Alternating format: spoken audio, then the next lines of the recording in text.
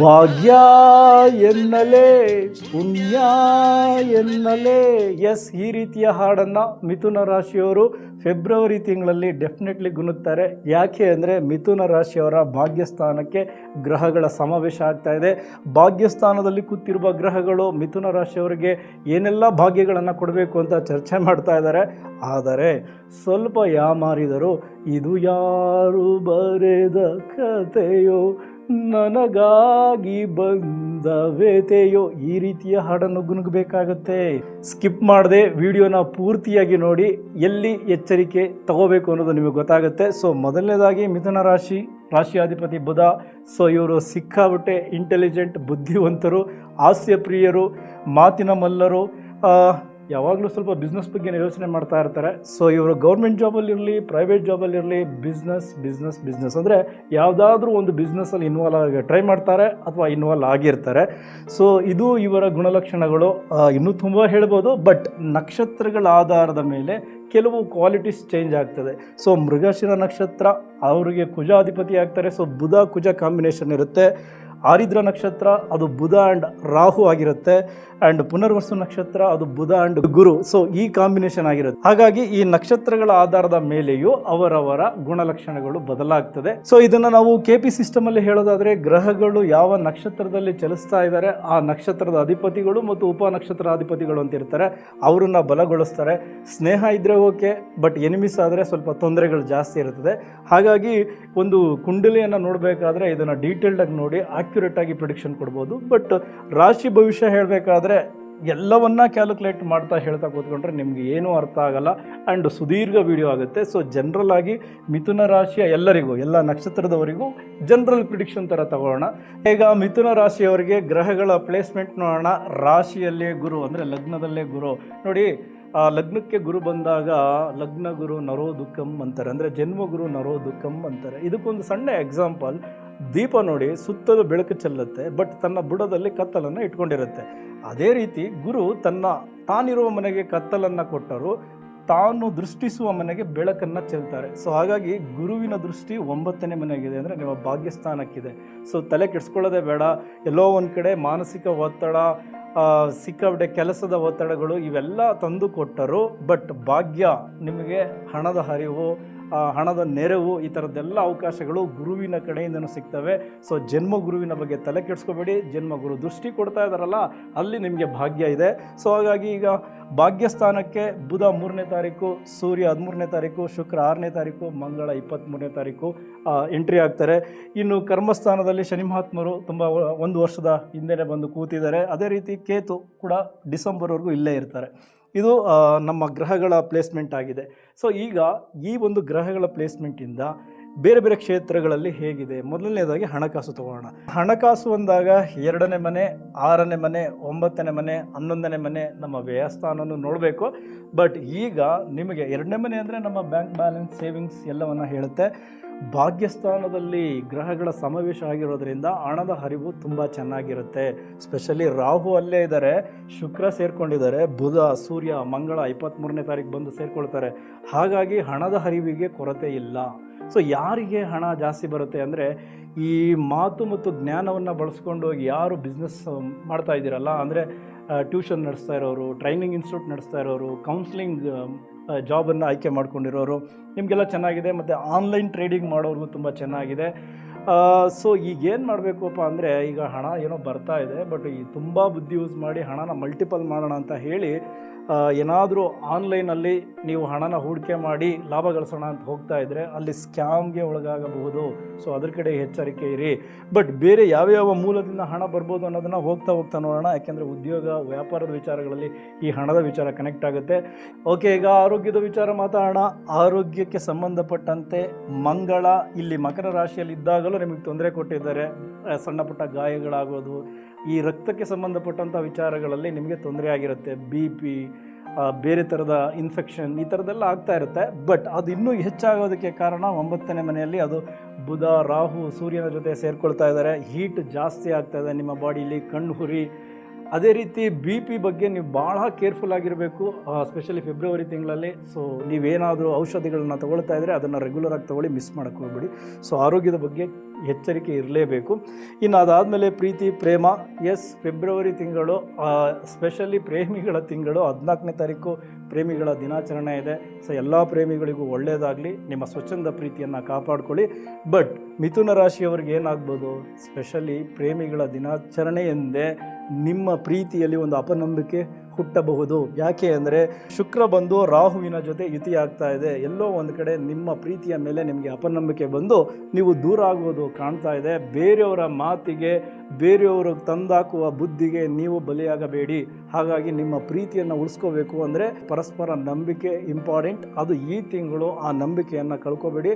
Otherwise ಇನ್ನೆಲ್ಲ ಚೆನ್ನಾಗಿದೆ. ಇನ್ನು ಗಂಡ ಹೆಂಡತಿಯ ಸಂಬಂಧ ಕಳೆದ ತಿಂಗಳು ಅಂದರೆ ಮಕರ ರಾಶಿಯಲ್ಲಿ ಶುಕ್ರ ಮತ್ತು ಕುಜನ ಕಾಂಬಿನೇಷನ್ ಇದ್ದಿದ್ದರಿಂದ ಪರಸ್ಪರ ಕಿತ್ತಾಟ, ಮನಸ್ತಾಪಗಳು, ಕಿರಿಕಿರಿಗಳು ಆಗಿತ್ತು. ಆದರೆ ಶುಕ್ರನ ಜೊತೆ ರಾಹು ಸೇರ್ಕೊಳ್ತಾ ಇರೋದ್ರಿಂದ ಈ ಪ್ರೀತಿ ದುಪ್ಪಟ್ಟಾಗ್ತಾ ಇದೆ. ಹಾಗಾಗಿ ಎಲ್ಲೋ ಒಂದು ಕಡೆ ಮನಸ್ತಾಪ ಇದ್ದಂತಹ ಗಂಡ ಹೆಂಡತಿಯ ನಡುವೆ ಈಗ ಪ್ರೀತಿ ಹೆಚ್ಚಾಗಿದೆ.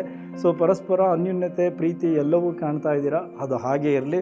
ಓಕೆ, ಈಗ ವ್ಯಾಪಾರ, ಬಿಸ್ನೆಸ್. ಸೊ ಬಿಸ್ನೆಸ್ ಅಂತ ಬಂದಾಗ 2ನೇ ಮನೆ ಧನಸ್ಥಾನ, ಬ್ಯಾಂಕ್ ಬ್ಯಾಲೆನ್ಸ್, ನಮ್ಮ ಸೇವಿಂಗ್ಸ್. 5ನೇ ಮನೆ ಹೆಚ್ಚು ಲಾಭ ಗಳಿಸೋದಕ್ಕೆ ಎಷ್ಟು ಅವಕಾಶಗಳಿದೆ. 7ನೇ ಮನೆ ನಮ್ಮ ಗ್ರಾಹಕರು, ಕ್ಲೈಂಟ್ಸ್. 9ನೇ ಮನೆ ಭಾಗ್ಯಸ್ಥಾನ. 10ನೇ ಮನೆ ನಮ್ಮ ಬ್ರ್ಯಾಂಡ್ ಹೇಗೆ ಇಂಪ್ರೂವ್ ಆಗುತ್ತೆ. 11ನೇ ಮನೆ ನಮ್ಮ ಇನ್ವೆಸ್ಟ್ಮೆಂಟ್ಗೆ ಎಷ್ಟು ಲಾಭ ಸಿಗುತ್ತೆ. ಸೊ ಇದೆಲ್ಲ ಲೆಕ್ಕಾಚಾರ ಹಾಕ್ಬೋದು. ಈಗ ಫೆಬ್ರವರಿ ತಿಂಗಳಲ್ಲಿ ಭಾಗ್ಯಸ್ಥಾನದಲ್ಲಿ ಇಷ್ಟೆಲ್ಲ ಗ್ರಹಗಳು ಬಂದು ಕೂತಿದ್ದಾವೆ. ಯಾವ ಬಿಸ್ನೆಸ್ ಕ್ಲಿಕ್ ಆಗುತ್ತೆ, ನಾವು ಏನು ಮಾಡಬೇಕು ಅಂತ ನೀವು ನೋಡ್ತಾ ಇದ್ದರೆ ಡೆಫಿನೆಟ್ಲಿ ನಾನು ಮೊದಲೇ ಹೇಳಿದೆ, ಮಾತು ಮತ್ತು ಆ ಜ್ಞಾನವನ್ನು ಬಳಸಿ ಮಾಡುವಂತಹ ಬಿಸ್ನೆಸ್ಗೆ ತುಂಬ ಇಂಪ್ರೂವ್ಮೆಂಟ್ಸ್ ಇದ್ದರೆ, ಇನ್ವೆಸ್ಟ್ಮೆಂಟ್ ಮಾಡಿ ಮಾಡುವಂತಹ ಬಿಸ್ನೆಸ್ಗೆ ಮೊದಲ ಭಾಗ ಏನೋ ಚೆನ್ನಾಗಿರುತ್ತೆ, ಬಟ್ ಸೆಕೆಂಡ್ ಹಾಫ್ ನಿಮ್ಮ ಏನು ಇನ್ವೆಸ್ಟ್ಮೆಂಟ್ ಹಾಗೆ ಡೆಡ್ ಆಗಿ ಉಳಿಯುವಂತಹದ್ದು ಕಾಣಿಸ್ತಾ ಇದೆ. ಹಾಗಾಗಿ ಇನ್ವೆಸ್ಟ್ಮೆಂಟ್ ಕಡಿಮೆ ಮಾಡಿ ಈಗಿರುವ ಸ್ಟಾಕನ್ನು ಖಾಲಿ ಮಾಡ್ಕೊಳ್ಳೋದಕ್ಕೆ ಟ್ರೈ ಮಾಡಿ. ಸ್ಪೆಷಲಿ ಲಾಯರ್ಸ್ಗಳಿಗೆ ಮಾತೆ ಬಂಡವಾಳ. ಸೊ ಅವ್ರಿಗೂ ಕೂಡ ಒಳ್ಳೆ ಕ್ಲೈಂಟ್ ಸಿಗ್ತಾರೆ, ಅವರ ವಾದಗಳು ಗೆಲ್ತವೆ. ಸೊ ಹಣದ ಹರಿವು ಜಾಸ್ತಿ ಆಗುತ್ತೆ. ಬಟ್ ದಾಖಲೆಗಳನ್ನು ರೆಡಿ ಮಾಡ್ಕೋಬೇಕಾದ್ರೆ ಕೇರ್ಫುಲ್. ಅಲ್ಲಿ ನೀವು ಸ್ವಲ್ಪ ಯಾಮಾರಿದರು, ನಿಮ್ಮ ಕ್ಲೈಂಟ್ಸ್ ನಿಮ್ಮಿಂದ ದೂರ ಹೋಗ್ತಾರೆ. ಇನ್ನು ನಮ್ಮ ಅಗ್ರಿಕಲ್ಚರ್ ಡಿಪಾರ್ಟ್ಮೆಂಟ್ ಅಂತ ಬಂದಾಗ ಅಲ್ಲಿ ನರ್ಸರಿ ನಡೆಸ್ತಾ ಇರ್ತಾರಲ್ಲ, ಅವ್ರಿಗೂ ಕೂಡ ಹೆಚ್ಚಿನ ಲಾಭ ಇದೆ. ಲ್ಯಾಂಡ್ಸ್ಕೇಪಿಂಗ್ ಆ ಬಿಸ್ನೆಸ್ಗೂ ತುಂಬ ಲಾಭ ಇದೆ. ಕಂಪ್ಯೂಟರ್ ಸೆಂಟ್ರು, ಮೊಬೈಲ್ ಅಂಗಡಿ, ಜೆರಾಕ್ಸ್ ಅಂಗಡಿ, ಆನ್ಲೈನ್ ಮಾರ್ಕೆಟಿಂಗ್, ಇವರೆಲ್ಲರಿಗೂ ಹೆಚ್ಚಿನ ಲಾಭ ಇದೆ. ಸೊ ಒಂದು ಅರ್ಥ ಮಾಡ್ಕೊಳ್ಳಿ, ಜ್ಞಾನ ಮತ್ತು ಮಾತಿನ ಬಿಸ್ನೆಸ್ಗೆ ತುಂಬ ಚೆನ್ನಾಗಿದೆ. ಬಟ್ ಇನ್ವೆಸ್ಟ್ಮೆಂಟ್ ಮಾಡೋದಕ್ಕೆ ಇದು ರೈಟ್ ಟೈಮ್ ಅಲ್ಲ. ಎಸ್, ಈಗ ಉದ್ಯೋಗದ ಬಗ್ಗೆ ನೋಡೋಣ. ಉದ್ಯೋಗ ಅಂದಾಗ ಅಲ್ಲಿ ಖಾಸಗಿ ಎಂಪ್ಲಾಯೀಸ್, ಸರ್ಕಾರಿ ಅಧಿಕಾರಿಗಳು, ಸರ್ಕಾರಿ ನೌಕರಿಯಲ್ಲಿರೋರು ಎಲ್ಲರೂ ಬರ್ತಾರೆ ನೋಡಿ. ಉದ್ಯೋಗದಲ್ಲಿರೋರಿಗೆ 4ನೇ ಮನೆ ಆಫೀಸು, 7ನೇ ಮನೆ ಕೊಲೀಗ್ಸು, 10ನೇ ಮನೆ ಕರ್ಮಸ್ಥಾನ. ಈಗ ಕರ್ಮಸ್ಥಾನದಲ್ಲಿ ಶನಿ ಮಹಾತ್ಮರು ಇರೋದ್ರಿಂದ ಅದು ಸರ್ಕಾರಿ ಅಧಿಕಾರಿಗಳಾಗಿರಲಿ ಅಥವಾ ಪ್ರೈವೇಟ್ ಎಂಪ್ಲಾಯೀಸ್ ಆಗಿರಲಿ ಅಥವಾ ಸರ್ಕಾರಿ ನೌಕರಿಯಲ್ಲಿರೋರಾಗಿರಲಿ, ನಿಮ್ಮ ಮಿಥುನ ರಾಶಿಯಲ್ಲಿರೋರಿಗೆ ಕೆಲಸದ ಒತ್ತಡ ಜಾಸ್ತಿ ಆಗಿದೆ, ಜವಾಬ್ದಾರಿಗಳು ಜಾಸ್ತಿ ಆಗಿದೆ. ಈಗ ಪ್ರೈವೇಟ್ ಎಂಪ್ಲಾಯೀಸ್ ಬಗ್ಗೆನೇ ಮಾತಾಡೋಣ. 9ನೇ ಮನೆಯಲ್ಲಿ ರಾಹು, ಸೂರ್ಯ, ಶುಕ್ರ, ಮಂಗಳ ಇದ್ದಾರೆ. ರಾಹು ಅಂದರೆ ವಿಸ್ತರಣೆ, 9ನೇ ಮನೆ ಅಂದರೆ ದೂರದ ಪ್ರಯಾಣ.